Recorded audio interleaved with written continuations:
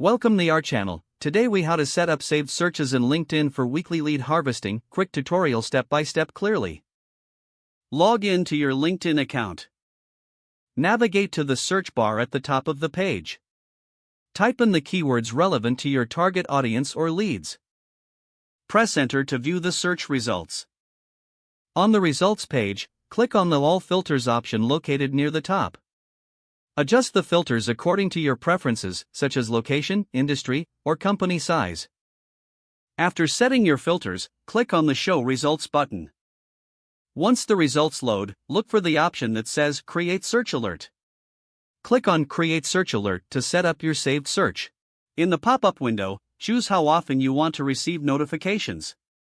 Select the frequency that best fits your lead harvesting needs. Click on Save to finalize your search alert. You can manage your saved searches by going to the search section under your LinkedIn homepage. Here, you will see all your saved searches listed.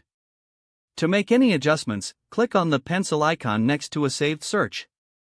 This allows you to edit the keywords or filters as needed. Remember to periodically review your saved searches for relevance. With these steps, you will streamline your lead harvesting efforts on LinkedIn. If the page does not load, refresh the browser or try again in a private or incognito window. Make sure you are using the correct email address, then retype it carefully to avoid small typos. If your password is not accepted, use the reset option and create a new strong password you can remember. Check your spam folder for verification or security emails, then complete any requested confirmation steps. Enable two-factor authentication if available to improve account security and reduce unauthorized access risk. After signing in, review your profile details so your contact information and settings are accurate and current. If you see an error message, note it down and try again after restarting your device and internet connection. Log out when you finish, especially on shared devices, to keep your account and payment information secure. If the page does not load, refresh the browser or try again in a private or incognito window. Make sure you are using the correct email address, then retype it carefully to avoid small typos.